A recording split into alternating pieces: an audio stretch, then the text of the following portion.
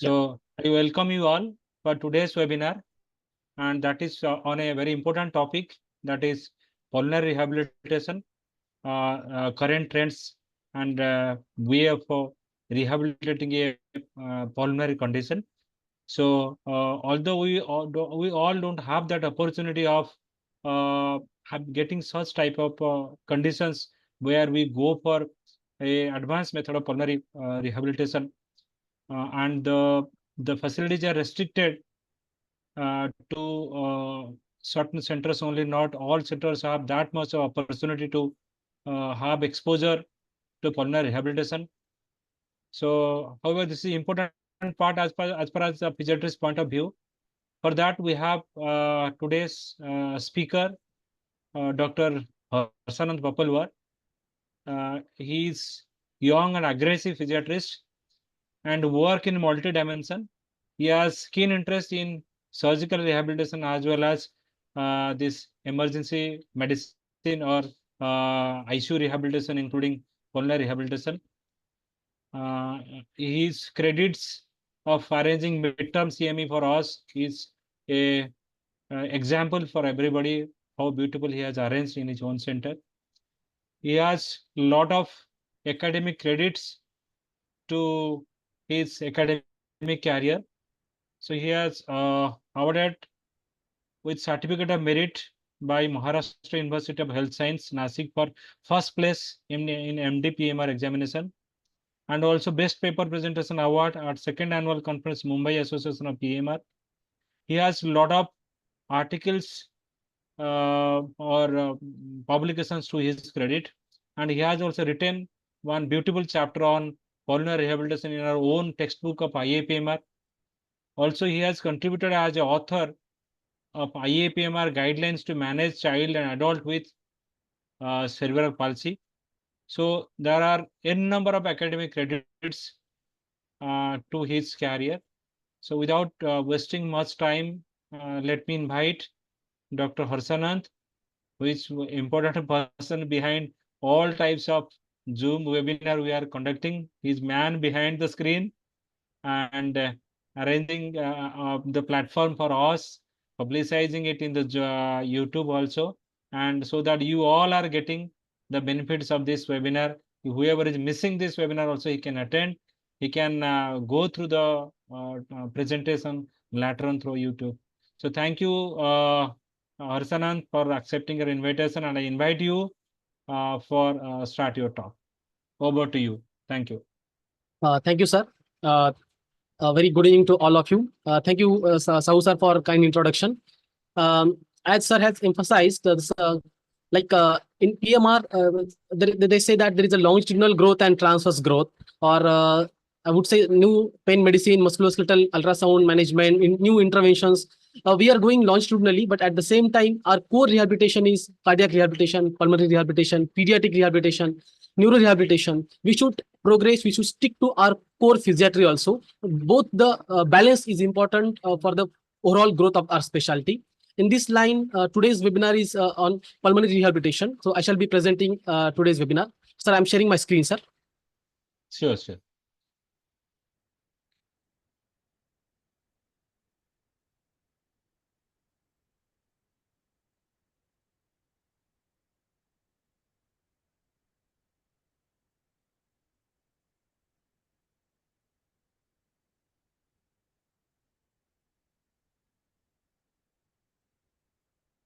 Yes. Is it visible, sir? Yes, yes, it's well visible. Yes, sir. So shall I go ahead, sir? Sure, sir. Please go Yes. ahead. Yes. Once again, good evening to all of you. And I shall be presenting on pulmonary rehabilitation, the current trends.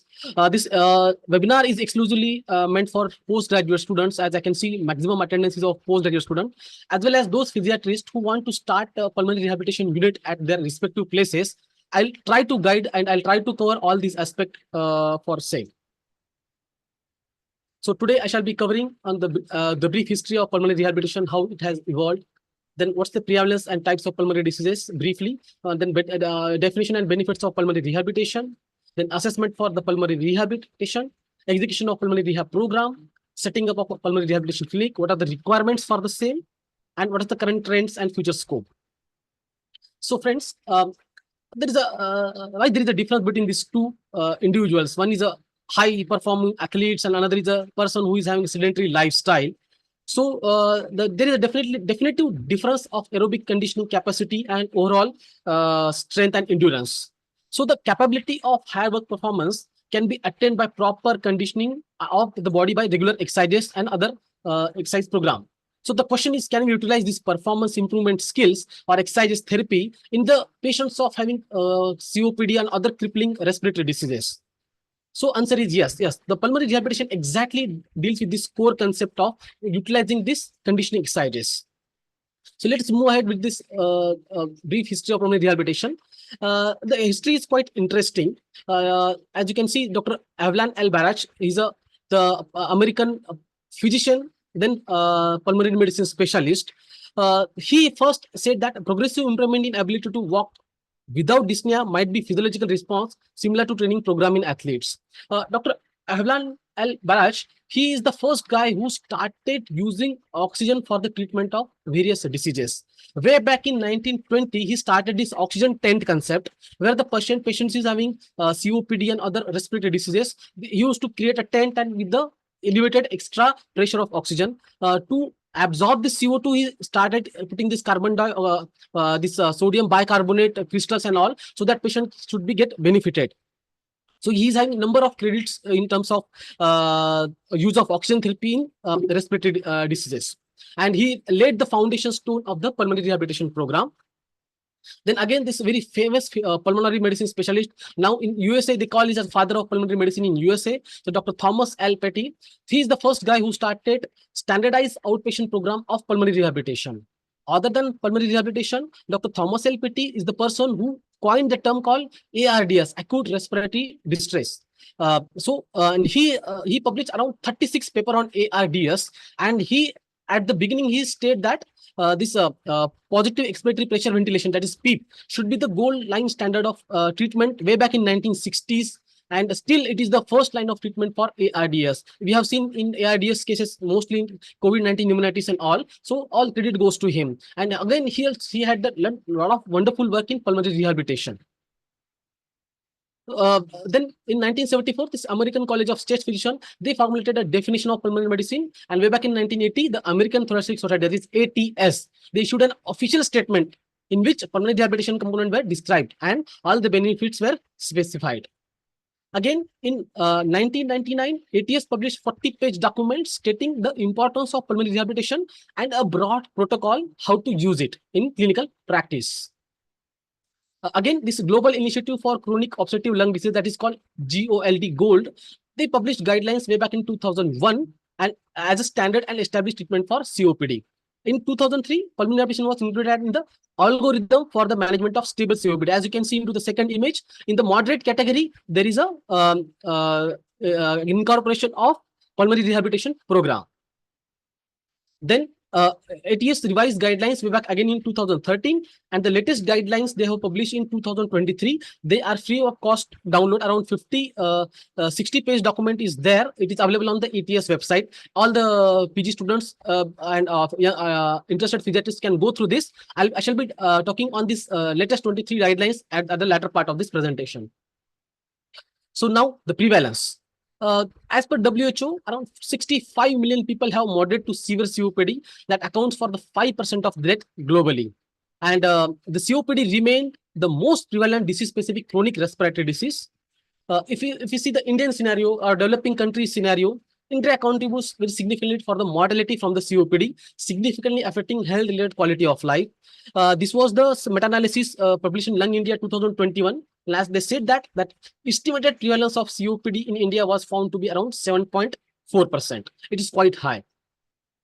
As we all know, the pulmonary diseases in MBBS curriculum we have seen basically divided into two major categories: obstructive pulmonary diseases and restrictive pulmonary diseases. In obstructive pulmonary diseases, as you can see, reduced vital capacity, inspiratory reserve volume and expected reserve volume, and increased residual volume. So these are major 4 categories: emphysema and chronic bronchitis, asthma, bronchiectasis, and cystic fibrosis. Each disease have their own etiopathogenesis and mechanism of, but they are broadly covered under COPD umbrella term. Then again is restrictive lung disease. As you can see, there is reduced vital capacity, residual volume, FRC, but in restrictive lung diseases, the major categories like idiopathic pulmonary fibrosis, sarcoidosis, scoliosis secondary to multiple skeletal or neuromuscular, and ALS and other diseases where there is a overall lung restriction is there. So to go ahead with what's the pulmonary rehabilitation, the definition, this is nice definition. There are multiple definitions available on internet, but these are most commonly I prefer to use this. Pulmonary rehabilitation is a multidisciplinary program of care for patients with chronic respiratory impairment that is individually tailored and assigned to optimize each patient's physical and social performance and autonomy. That individually tailored is a most important component or aspect, because every patient have different presentation, they have different aerobic conditioning capacity, MRC scaling will be different, and other parameters may be different. So what are the broadly benefits of pulmonary rehabilitation? So this is again taken from the CHEST 2007 guidelines. Although there are revised level of advance is there, I shall be discussing at the later. So to quickly summarize, pulmonary rehabilitation improves dyspnea, it's level 1A recommendation, then improves health-related quality of life, then it is beneficial for some patients with chronic respiratory disease other than COPD also. Then it reduces the number of days spent into the hospital, it provides psychosocial benefits, it is very much cost effective, and but there is at the same time this insufficient evidence regarding this improvement on overall survival of the patient. There is no such recommendation. So quickly to summarize, it improves exercise capacity, it reduces perceived intensity of dyspnea, improved health-related quality of life, reduced hospitalization, reduced anxiety and depression, etc. Now, pulmonary rehabilitation team. In most of the setups where the pulmonary medicine specialist is there, many a times there is no physical medicine and rehabilitation specialist. Most of the time, respiratory therapist or physiotherapist, they come into the picture. But ideally, I personally believe that this should be the ideal setup where the pulmonary medicine specialist, PMR specialist should go hand in hand. The primary assessment and prescription of pulmonary rehabilitation has to be done by physical medicine and rehabilitation specialist, and then it has to be followed from the physical therapist, dietitian, and psychologist, other components, team members. So outline of pulmonary rehabilitation program. So it starts with patient assessment, patient education and motivation, patient exercise training, program evaluation, and maintenance. So the it start with medical history, that is chief complaint, duration of illness, total episode of dyspnea. Then we need to assess the smoking status, perform spirometry for our pulmonary function test before and after pulmonary rehabilitation program, documentation of medication started by pulmonary medicine specialist. Then the simple 6-minute walk test before and at the end, and then quality of life. Can use this chronic respiratory disease questionnaire or St. George respiratory disease questionnaire. Both the questionnaires are available on the public domain, but we need a prior permission for the same. And then modified medical research council dyspnea scale or MMRC scale. Then we need to calculate the targeted heart rate, 220 minus age. That's a simple formula. And accordingly, 80 to 85% of targeted heart rate we are supposed to achieve.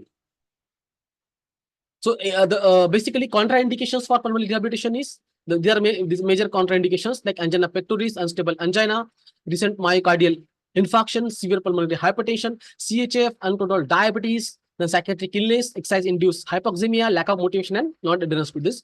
So basically, the cardiac conditions we have to taken care of, and we are not supposed to advise in such type of patients.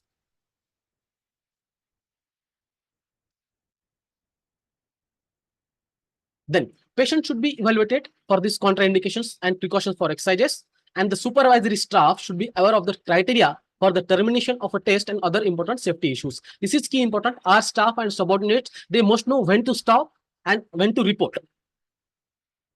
Then we are supposed, as per the assessment, we are supposed to set a realistic goal. For example, if the patient is MMRC scale grade 4 or 5 dyspnea, and we can't expect the patient to run on the marathon. So we, after assessment, we have to discuss the patient, our goal to the patients as well as family members, what exactly approximate outcome we are expecting. Then for the execution of pulmonary rehabilitation program, we are supposed to start with first patient education. We need to tell them what exactly disease is and what are the outcome at the end of pulmonary rehabilitation program. We must optimize the medical management. We must advise the diet advice or nutritional advice, then secretion management. If there are secretions, then we must start this breathing techniques, use of oxygen, nebulization, physical reconditioning exercises, and at the end, we are supposed to do assessment outcome measures. So we can have such type of flyers. This was I made at the Safdarjung Hospital, where we have started the pulmonary rehabilitation clinic. So through patient education, through leaflet, through videos, patient can become have a more skill at collaborative self-management, and there will be more adherence to the pulmonary rehabilitation program as well as our treatment plan. So as I said, we can give education through multiple. Group therapy session is, again, I would like to recommend 3 or 4 patients can collectively sit together and we can guide them regarding the same. Then other educational topics maybe includes sputum clearance, then energy conservation techniques. We must start swallowing, home oxygen, and sexuality issues. Then optimization of medical management. The practical scenario I would like to emphasize on this, that many patients, they write 3 or 4 MDI or spacer, and because what personally I have seen to my patients, many times they don't know the correct techniques, because in OPD, especially in pulmonary medicine OPD, they just write the prescription. When the patient gets this MDI, nursing officer many times, sometimes they don't know how to exactly use that, so that there will be inadequate. Many times if you don't press the MDI and simultaneously you don't inhale, the drug deposition will be at the posterior wall of the pharynx, and drug delivery will not be to the properly inside the lung. So many times, in spite of having 2 or 3 MDI and other medications, patient doesn't get relief. So this is also important aspect of the pulmonary rehabilitation program, where physiatrists can properly taught at the first visit. Regarding, and secondly, what medication pulmonary medicine specialist has written, we must know, and we must know about how to readjust accordingly. We can consult with the pulmonary medicine specialist regarding the medical management. As I discussed, so as where this is in the, as per this gold COPD guidelines, we can the pulmonary rehabilitation can be started into the moderate to severe or very severe disease of COPD.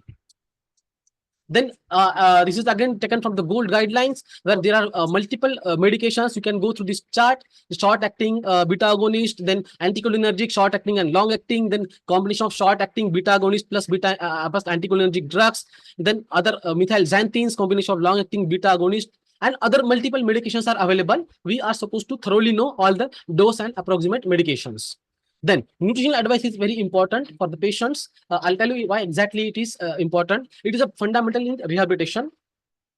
So in COPD patients, there is a pathogenesis of increased calorie expenditure. The COPD patient needs more calories for the work of breathing. So increase work of breathing, increase energy expenditure into the very act of breathing, because intercostal muscles are continuously working, continuously exerting, and because of that is a loss of calorie expenditure. So resting energy expenditure, that is called REE, it is elevated in the state of increased work of breathing. So approximately 450 to 700 calories are essential, important for the patients who are suffering from various types of COPD diseases.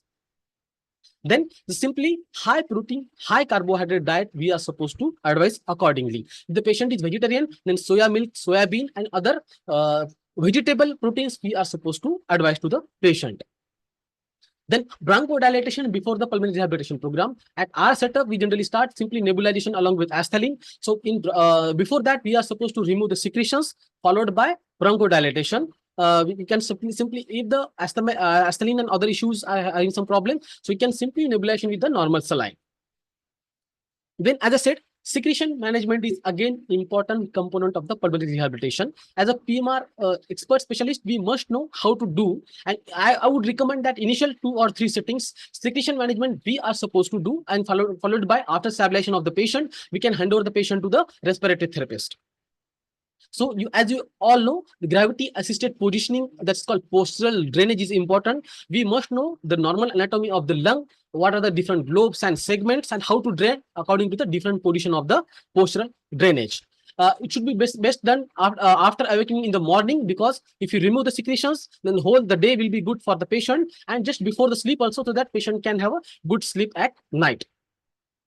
So these are various different techniques where this at what position gravity assisted posterior drainage would according to the various positions we are supposed to follow.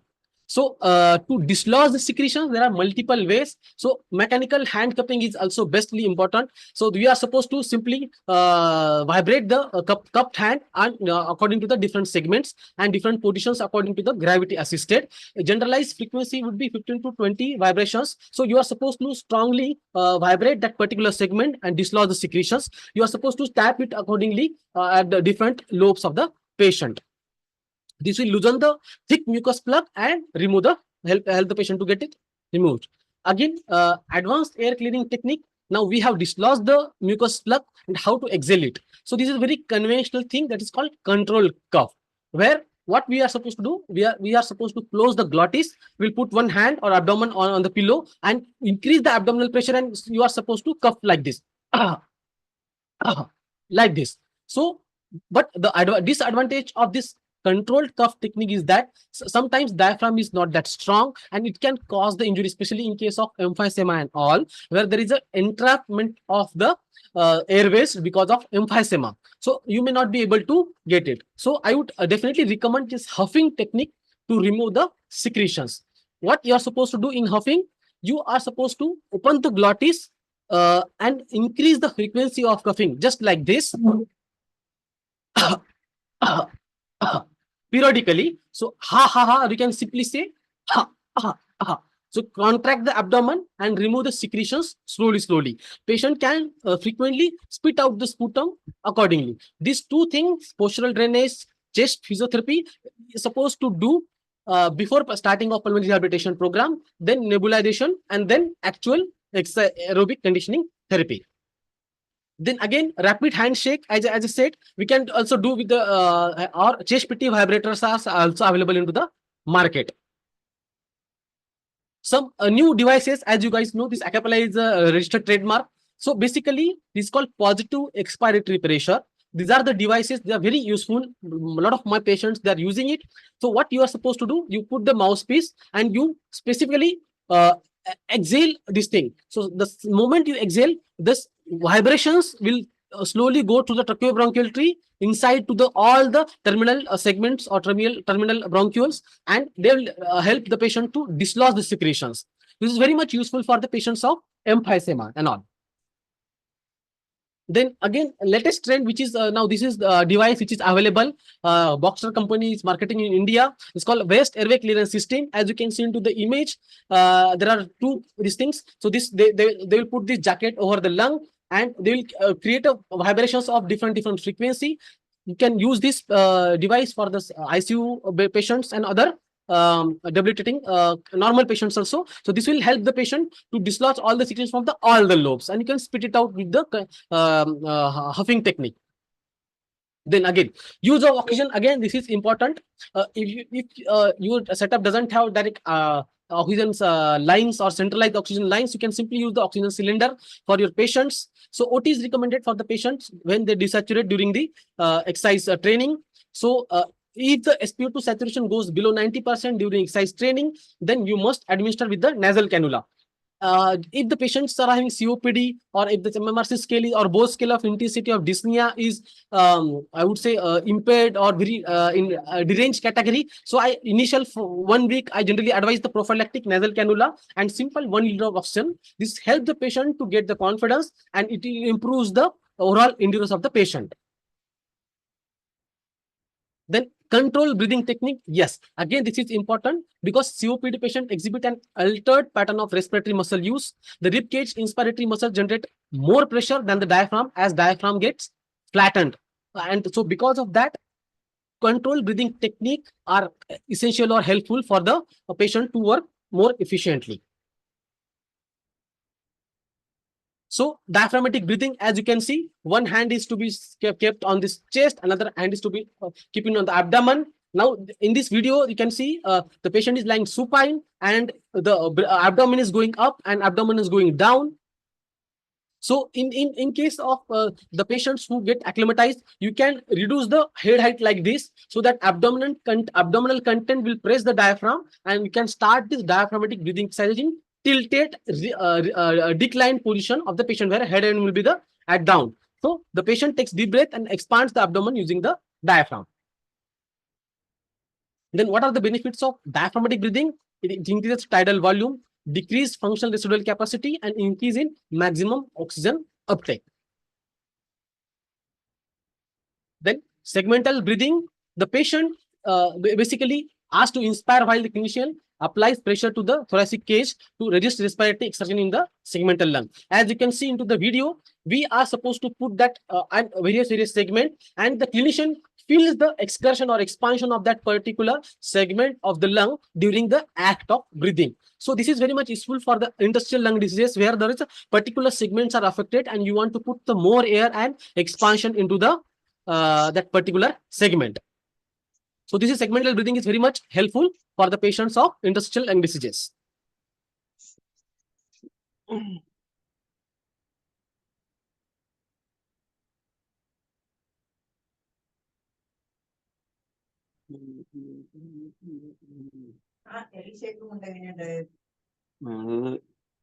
നമ്മളെ cycle ഉണ്ടല്ലോ, സൈക്കിളിന്റെ ബെല്ലുണ്ടാവും. Sorry, my slides are not moving. Sir, can you hear me, sir?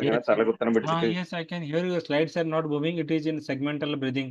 Yes, sir. That Yes, slide actually, is in- my laptop got hanged. 1 minute, sir. 1 minute, sir. Sure. Please.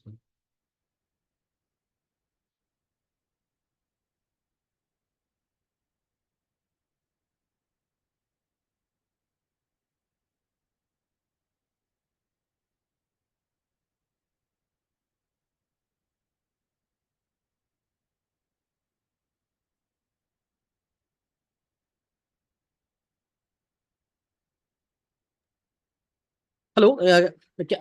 Are my slides are visible, sir? It's visible, but not in the slideshow mode.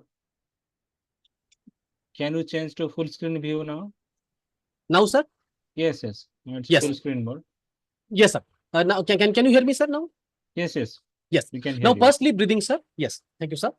In pursed lip breathing, patient inhales through the nose for a few seconds and exhales through the mouth, as you must have seen into the video, where you are supposed to inhale through the nose, and for the longer duration of approximately 5 or 7 seconds, you are supposed to exhale. This is very much essential for the patients of emphysema, because in emphysema there is air trapping is there, and oxygen is get entrapped inside the lung, and because of that there is no ventilation and patient desaturates. So after secretion removal, pursed lip breathing is supposed to be advised exclusively for the patients of emphysema. So benefits, it prevents air trapping, as I said, due to small airway collapse during exhalation, and promotes greater gas exchange in the alveoli. It can be advised 15 to 30 repetitions daily at 4 hours of interval for 5 days a week for the severe or chronic cases of emphysema. Now, inspiratory muscle training we can do with the multiple various types of incentive spirometer, as you can see into the video.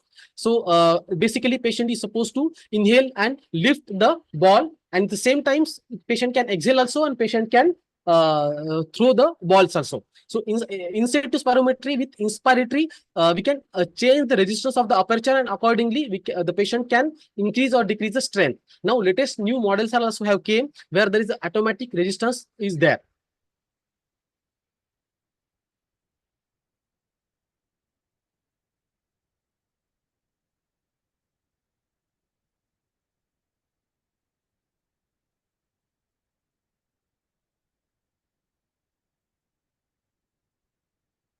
But slides are not moving, sir. Sorry, because I think because of video, it got yes.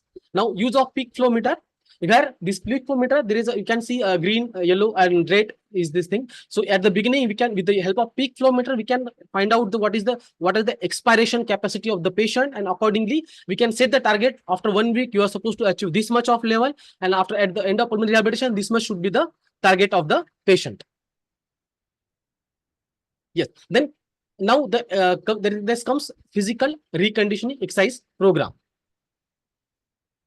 So the progressive deconditioning associated with inactivity, it initiates a vicious cycle. Because of disease, patient is deconditioned, and because of deconditioning, disease increases. So this physical reconditioning, this cycle has to be broken by the physical reconditioning exercises, and this is what we do in institutional-based pulmonary rehabilitation program. So the flow chart is like this. Because of chronic respiratory disease, it leads to dyspnea, dyspnea to inactivity, leads to deconditioning, worsening of dyspnea, disability, and death. Physical reconditioning. So exercise conditioning is the most important factor in rehabilitation of patients with symptomatic respiratory diseases. So what are the exact effect of well-defined pulmonary rehabilitation program? So as we have studied the physiology very back in first year of MBBS, and even in sports physiology, we study what is the role of aerobic conditioning. So here, increase maximal oxygen uptake, increase bulb volume, increase of hemoglobin level and stroke volume, improvement in the peripheral use of oxygen, increased muscular strength, improved blood and energy supply, then improved muscle coordination, change in body composition with increased muscle mass, improved sensation of well-being, and the possibility of increasing chance of survival and reduction of all the dyspnea and symptoms. So the same effect of physical reconditioning is beneficial for the patients of COPD and other restrictive lung diseases. So what is the specificity of training? There's two in category divided into strength and endurance training. Strength training achieved by increasing myofibrils in certain muscle fibers, and endurance training increases the number of capillaries and enzymatic mitochondrial content in the trained muscle. So the flexibility and warm up. So simple warm up patient can do. You can see into the videos. So static stretching of all major muscles and simple warm up exercises 2 to 3 days a week, ideally for 5 to 7 days, 50 to 30 seconds of exercises, 2 to stretching exercises, and intensity of stretch to the tightness at the end of the range of motion, but not to the pain. This should be the overall stretching exercises. Then cardiorespiratory endurance training, strength and muscle endurance, and flexibility. They are the AC, American College of Sports Medicine guidelines for exercise prescription.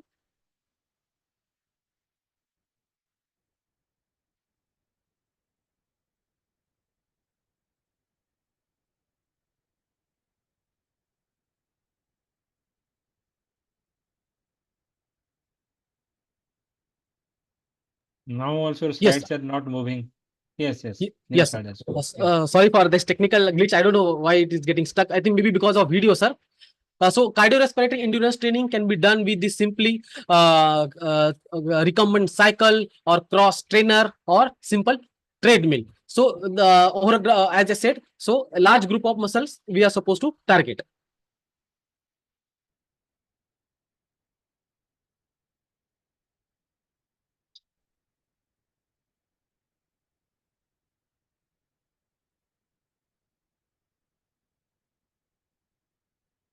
Then frequency will be 3 to 5 days a week, or at least 3 times in a week. Duration should be approximately ranging depending upon from the 20 to 60 minutes per session, and the heart rate should be targeted at the beginning 50 to 60%, and at the end of pulmonary rehabilitation program, it can increase up to the 85% of targeted heart rate, and rate of perceived exertion should be 12 to 16.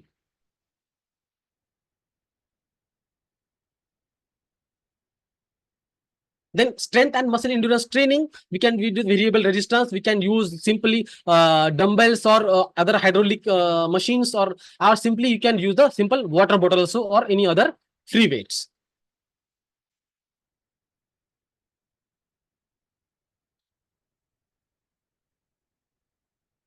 So frequency 2 to 3 days a week. One set of 3 to 20 repetitions, 8 to 10 exercises that includes all the major group of muscles. Here, all the accessory respiratory group of muscles we are supposed to target. That includes sternocleidomastoid, trapezius, latissimus dorsi, rhomboids, and intercostal muscle pectoralis major and minor. So these muscles are supposed to be targeted mainly so that the work of breathing shall be eased.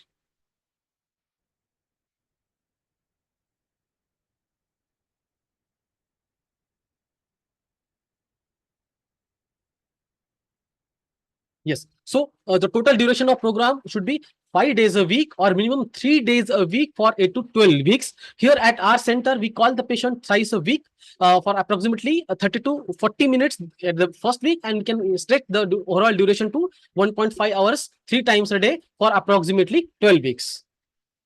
So at the end of the pulmonary rehabilitation program, the assessment outcome would be change in sputum production, change in breath sounds of lung field during being drained, change in overall vitals, change in ABG analysis, arterial blood analysis, improvement of dyspnea, fatigue, and improvement in the health-related quality of life and psychological symptoms. So these are our assessment pro forma, where what details we do, the initial patient assessment.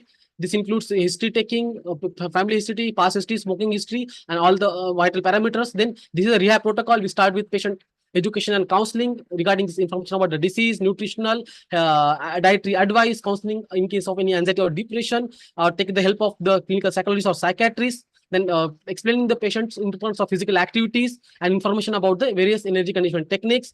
Then special interest in that we advise various types of breathing, which type of breathing retraining we are supposed to advise. If required, we can ask the patient to have oxygen therapy at home also. Then these are various warm-up exercises, stretching exercises. Then proper aerobic conditioning exercises where we have this cross trainer, treadmill, and recumbent cycle. We start with 5 minutes of warm-up exercises, then moderate or mild to moderate speed of cycling or treadmill walking or recumbent cycling, and cool down. Then strength training, we have various group of muscles where we can target and follow assessment at the outcome at the end of 0 or at the beginning, 6 weeks and 12 weeks. These are pro forma for the 6-minute walk test before and as well as end of the program. And this is the MMRC scale. And then these are simply rehab attendance sheet where 12 weeks pro rehab program, how many times patient has attended, and other parameters. So now, this is for the young physiatrists where they want to start this pulmonary rehabilitation clinic. So want to little bit focus more on that because I believe that it is very easy to set up. We don't need a high fancy equipments for the same, and it can be executed in very smoother way. So to just like any other setup, there are the basic things where we require that includes infrastructure, manpower, equipments, and we should have our own standard operating procedures of your respective pulmonary rehabilitation unit. So approximately hall of 400 square feet with air conditioning is important because many a times patients get a lot of perspiration, dehydration, and many a times they get breathless and dizzy. If possible, if you get an air conditioned room, that is good. If not, still you can start the patient. And approximately the room should have a capacity of approximately 4 to 6 patients. These are unit, common area unit, but we are starting we are doing pulmonary rehabilitation at our this treadmill and recumbent cycle area. Then manpower, you need to have a good coordination with the pulmonary medicine specialist because they are the person who you must inform that what exactly you do so that they can send the patient to you. At our Safdarjung Hospital, Delhi, we had a very good response from the pulmonary medicine department. Here at AIIMS, Nagpur also, the pulmonary medicine specialist, they are very happy to send the patient because they also know the importance of pulmonary rehabilitation and ultimately their patients are going to get benefit. Then PMR specialist, then physical therapist. If you get a respiratory disease, that is well and good. Even if you don't get simple BPT person, you can train the person and you can continue the pulmonary rehabilitation setup with the help of them. Then a staff nurse has to be there, especially for this nebulization and other procedures. Then nursing attendant will be good and simple housekeeping working staff. They're the ideal things, but you can, depending as per your requirement and availability of resources, you can readjust accordingly. Then equipments, they are divided into basically 3 categories. Equipments or tools for assessment, equipments for therapy sessions, and equipment for in medical emergency. As an NABH guidelines and other multiple guidelines, at least the person who is doing CPR must be knowing them, and ambu bag and other intubation tray has to be there along with life sink or crash cart has to be there. That is the mandatory requirement. Although the incidence of exercise-induced bronchospasm is very less. I would say 1 in 10 lakh patients. But you must have backup of this emergency equipment also. Then equipments for therapy sessions and medical equipments. So in equipments for therapy sessions, you can have, as I said, therapy sessions, you can have simply a postural drainage table. If not, you can simply use the normal bed and various pillows for various positioning. Then secretion removals, you can have a chest PT vibrator, or you can simply use the cupping techniques or hand techniques. Then nebula for the nebulization purpose, you can have nebulizer simply. Along with that, other aerobic conditioning, simply cross trainer or recumbent cycle or treadmill is also there. And for strength training, dumbbells, simple dumbbells, or if dumbbells are also not available, you can have simply water bottles or any other free weights. Then, as I said, equipment for medical emergency, I have already explained. So, the protocol or action plan or SOP, the identification of symptomatic chronic lung disease patient, then optimize their medical management and maximize the medical therapy using existing medications. You can consult with the pulmonary medicine specialist. Then we need to rule out any medical, psychological, musculoskeletal instabilities or contraindications for the same. Then when enroll the patient, then have patient education and counseling about the pulmonary rehabilitation program. Assess the accessibility, the feasibility, and affordability. For example, at my place, the major hurdle is that my AIIMS Nagpur is 15 or 20 kilometers away from the main city. So many times traveling thrice a week from the city to the main your pulmonary rehabilitation center is very difficult. So institutional-based pulmonary rehabilitation has certain limitations. Then pre-program assessment, as I said in briefly, then initiate pulmonary rehabilitation program and motivation of the patient participant to achieve goals of pulmonary rehabilitation program, and home care continuation of the pulmonary rehabilitation program at home. And you can call the patient every thrice a month for reassessment or follow-up. So now the question is that low-cost pulmonary rehabilitation program for COPD, is it good? So this was the paper published in our journal IAPMR way back in 2006, and they said that substantial benefit in objective measures of dyspnea and exercise tolerance can be achieved with a simple low-cost pulmonary rehabilitation setup. So recently we published this paper. One of our DM students at Safdarjung Hospital, he did his thesis on this clinical utility of pulmonary rehabilitation in diffuse parenchymal lung diseases. As there is a level 1 evidence for the COPD and other thing, but for the diffuse parenchymal lung diseases, he studied that whether the beneficial or not.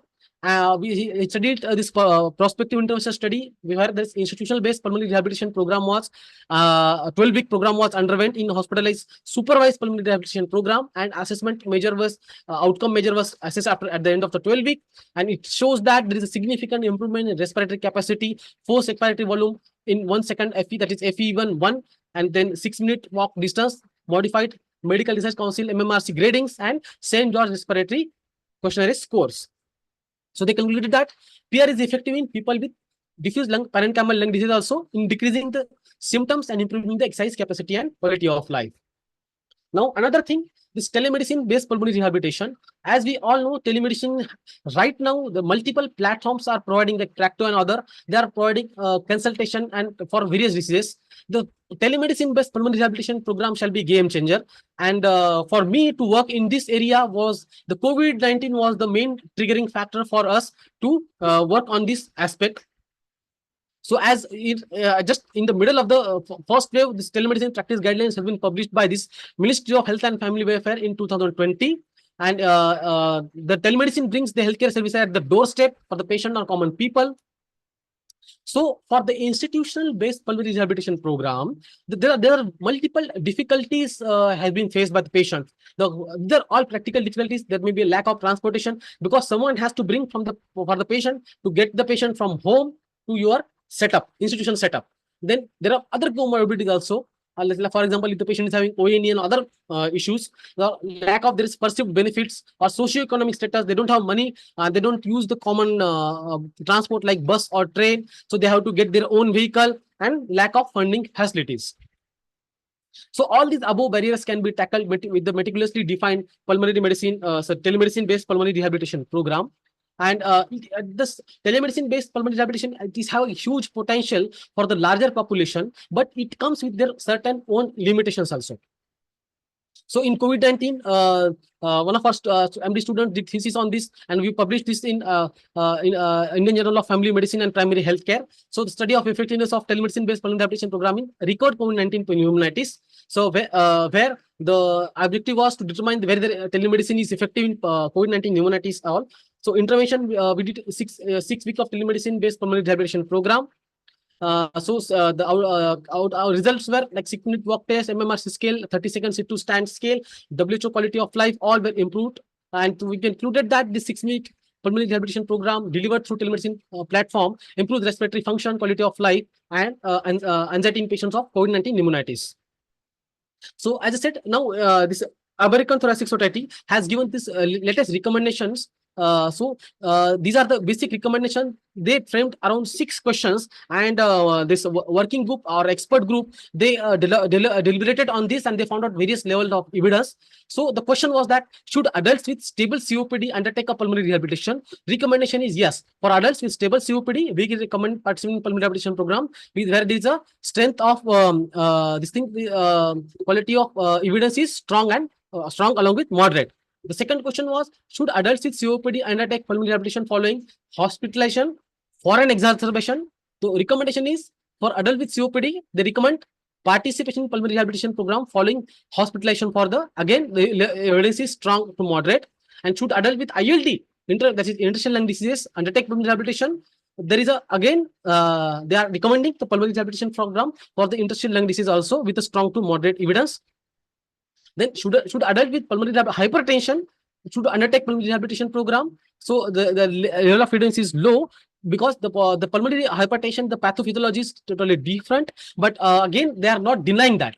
Then fifth question is, should adult with chronic respiratory disease undertake telerehabilitation? Again, so they have done a lot of deliberation, and you can see they say that there is a strong evidence, and they recommend for adults with stable chronic respiratory disease, they recommend offering the choice of center-based pulmonary rehabilitation or telerehabilitation with a strong evidence. And the sixth question is, should adult with chronic respiratory diseases undertake maintenance pulmonary rehabilitation? For adult with, they say that the level of evidence is low or it is conditional, and they suggest that either supervised maintenance pulmonary rehabilitation or usual care after initial pulmonary rehabilitation they have been advised. So, to the take-home message, that pulmonary rehabilitation is an integral and essential part of the management of COPD and other chronic pulmonary diseases. Many a times, the pulmonary medicine specialists, they know that this is integral as per the GOLD guidelines and other recommendation, ATS guidelines. It has to be recommended for the moderate and other severe COPD, but because of lack of facilities or because of lack of motivation, they are not recommending. Those centers where the pulmonary rehabilitation facility is there, they're definitely doing this. Then pulmonary rehabilitation is highly effective and beneficial for the patients. And our country needs more pulmonary rehabilitation centers, both institutional as well as telerehabilitation. So I definitely recommend our young physiatrists to read this chapter, chapter number 34 in our own textbook. So thank you for patient listening. And questions are most welcome. Over to you, Sahoo sir. Thank you, Harshanand, for very practical presentation. You have shown your setup and practical guidelines to be followed for establishing a pulmonary rehabilitation unit.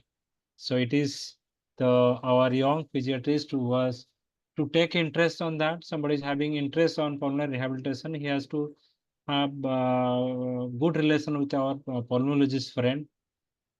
With their help and confidence, someone can go ahead with that.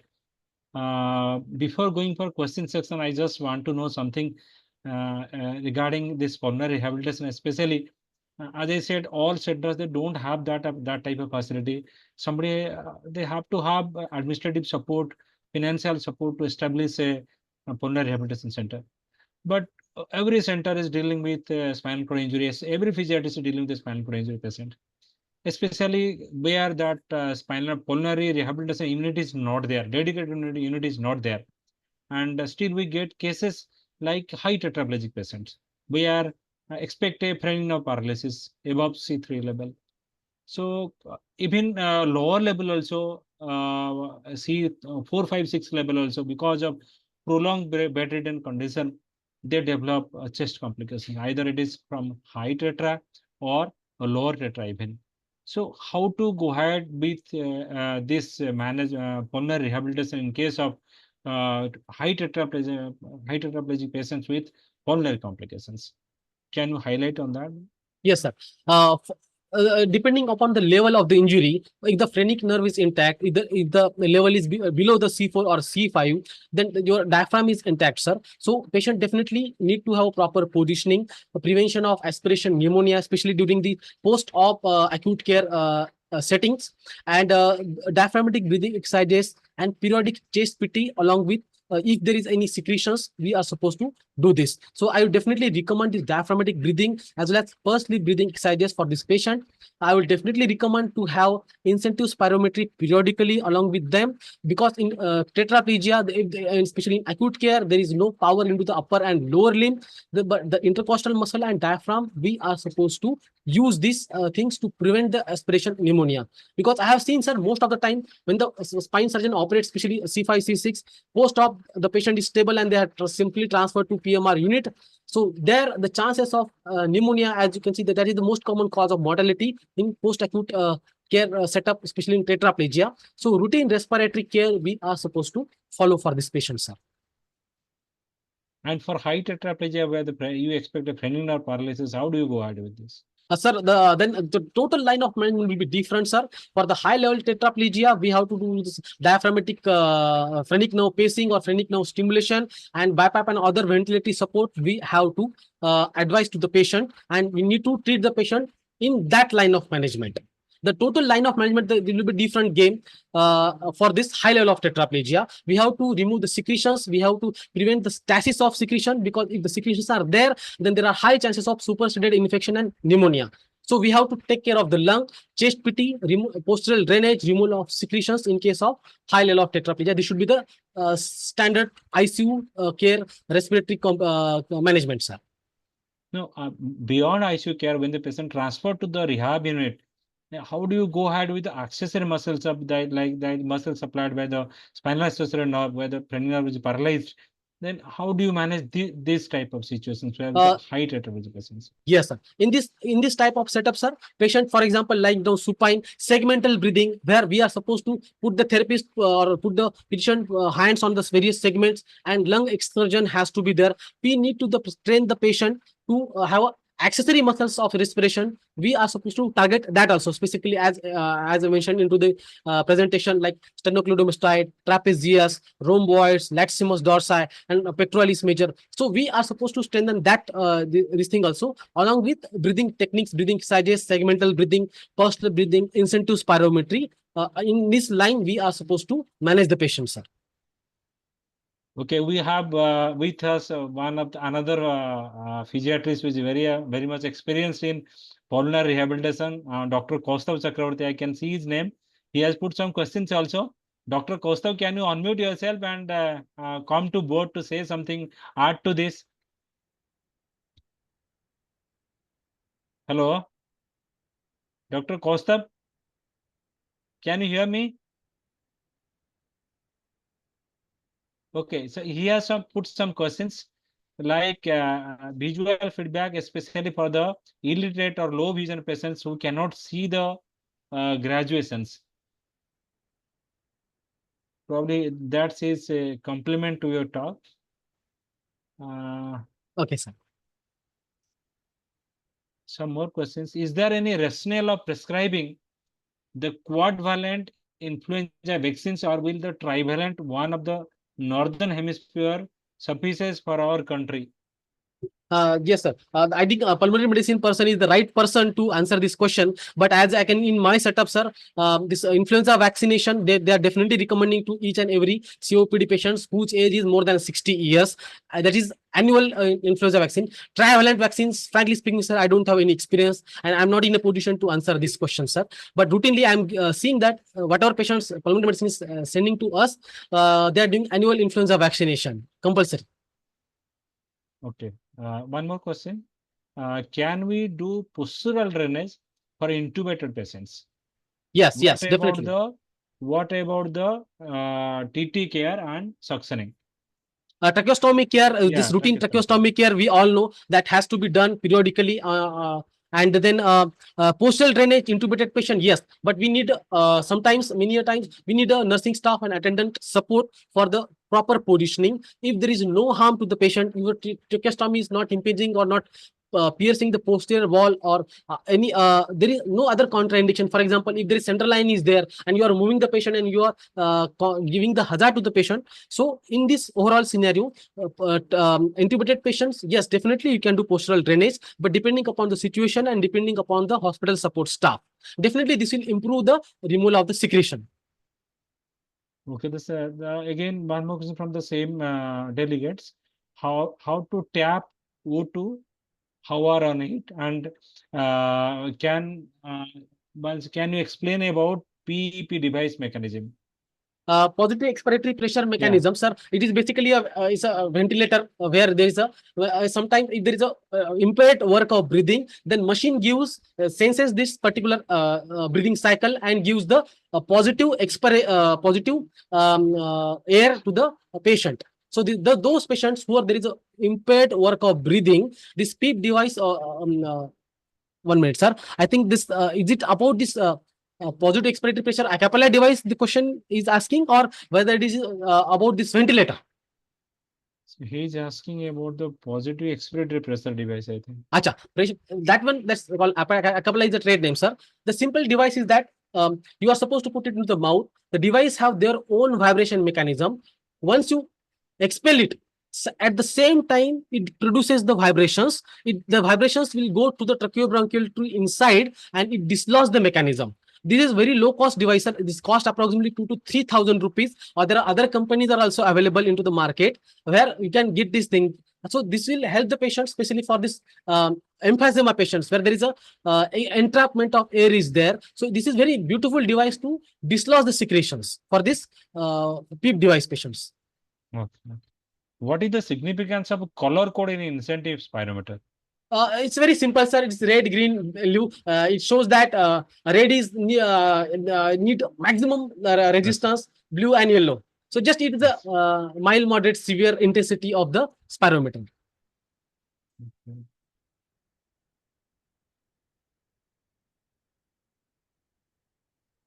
Okay. Experienced by somebody is today for him, 8-month-old baby came to the OPD with cystic fibrosis, having recurrent chest infection. How to proceed in this patient?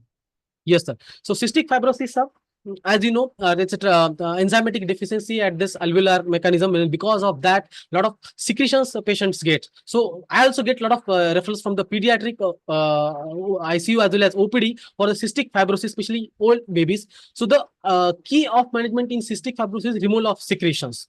So postural drainage and removal of secretion is the key, where, for example, if the infant is of 8 months, so mother has to put this on prone line, put this hand on this on the face of the baby. The baby will be on the hand, and with the postural drainage, you are simply supposed to, with the help of the 2 fingers, you are supposed to tap posterior segments, then lateral segments. You are supposed to tap and try to remove the secretions from the baby. The baby may cough, sometimes they may be froth. You need to put some suction catheter and remove the secretions. So the key of management in cystic fibrosis is removal of secretions. Because the stasis of secretions cause superseded infection, chest infection, pneumonia, and sometimes baby dies. So in cystic fibrosis, this enzyme replacement therapies, these new things are coming up into the market, sir. But they are also important. But simultaneously, secretion management is again the key in the cystic fibrosis management. Okay, somebody has requested you to post the assessment and rehabilitation protocol PDF in the group so that they can use that in their own center. Definitely, I would recommend that I'll upload onto the IAPMR website, sir, under this download section, or the person can, because this is sometimes it's like an intellectual property, they can directly pinch me on WhatsApp and I'll send you individually. I'll share my number here, sir. Okay. Next, why uncontrolled diabetes is a contraindication to pulmonary rehabilitation? The standard guideline says that, sir, that uncontrolled diabetes, sometimes because of hypoglycemia or because of sudden hyperglycemia, patient may get faint during the high performance aerobic conditioning exercises. If the patient controls the diabetes, it is better for the safer side for the enrollment of patient. So that's why they say that uncontrolled, for example, HbA1c is approximately 12, or this fasting sugar is around 400 or 300. Then this type of patient, I will not recommend to incorporate into the pulmonary rehabilitation program. Patient safety is first on foremost priority, sir. What rehabilitation technique can be given to a bedridden child with a recent history of hemothorax? For percussion cupping, should he wait until the hemothorax subside? Sir, any effusion, pulmonary, this is contraindication. So in this case, the first hemothorax, we have to be taken care of this effusion, pulmonary effusion, and then only we can start breathing exercise and other things. At present, it's a totally pure straightforward contraindication for starting off any active PMR pulmonary rehabilitation intervention. Somebody use color code same and it will be different in different incentive spirometer. Yes, sir. Yes. Depending upon the company, sometimes the first ball will be red. In some brand, the first ball will be blue. So it totally whatever the availability. The first ball which is going up, that is the least resistance. Second will be the moderate, and the last one will be the highest resistance. Now sometimes the single cylinder incentive spirometers are also coming up, where you can set the target, and that your patient is supposed to inspire. and then ball has to go to till that target. So a lot of new technologies are coming up right now in markets, sir. In an average, in your department, what is the duration of pulmonary rehab program, and how many sessions you normally advise? As I said, sir, once a week, thrice a week. Then when patient attends my department, patient spends approximately 30 to 50 minutes thrice a week for around 12 weeks.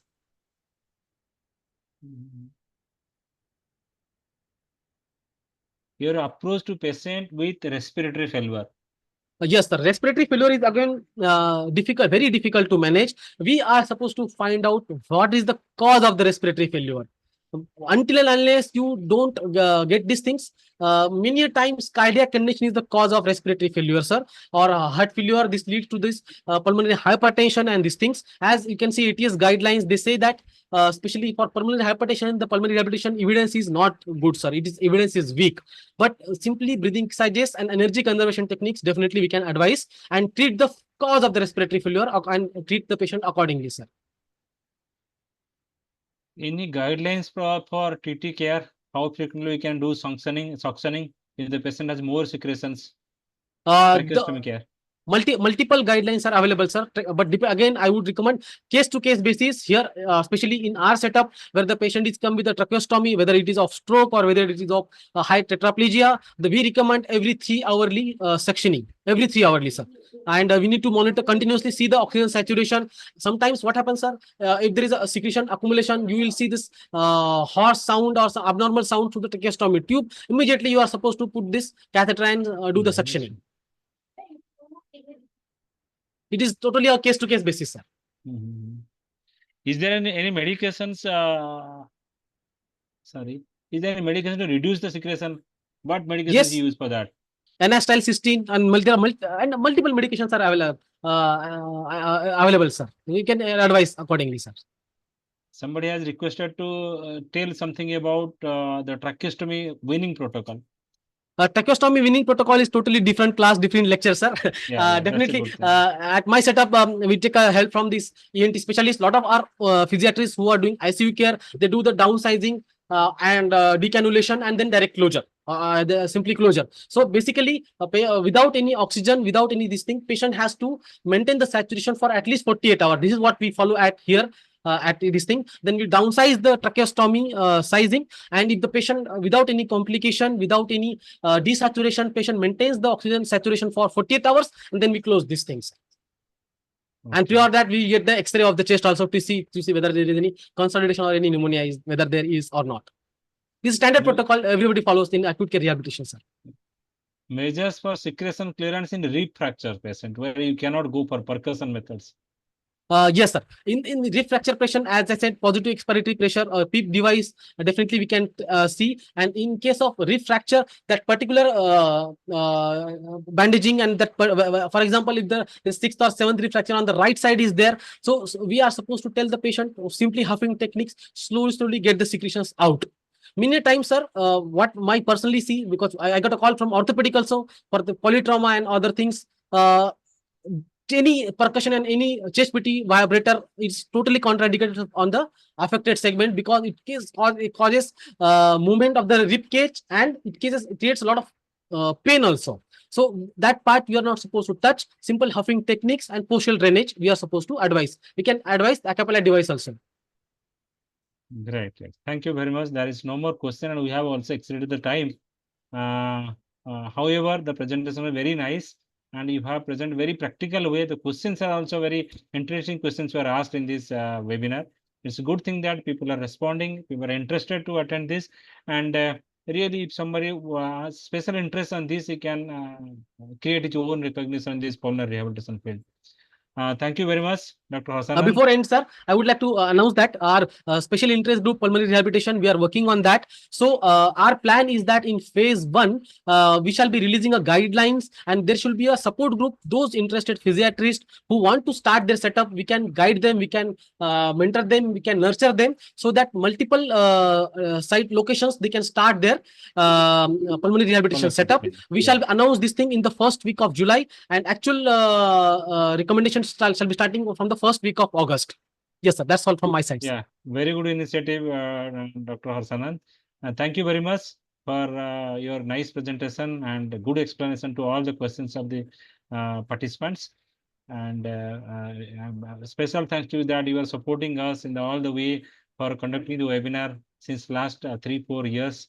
And hopefully we'll continue with this, with the new segments and with new speakers. Thank you all for joining with us.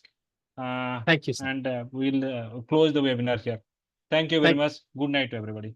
Thank you. Good night, all. Good night. Thank you, sir. Thank you.